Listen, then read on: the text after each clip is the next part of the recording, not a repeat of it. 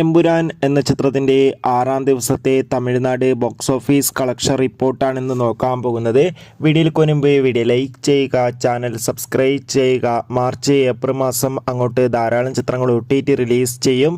നമ്മുടെ ചാനൽ ഭാഗം പരിശോധിച്ചാൽ നിങ്ങൾക്ക് ആ വീഡിയോയ്ക്ക് കാണാൻ വേണ്ടി സാധിക്കുന്നതായിരിക്കും.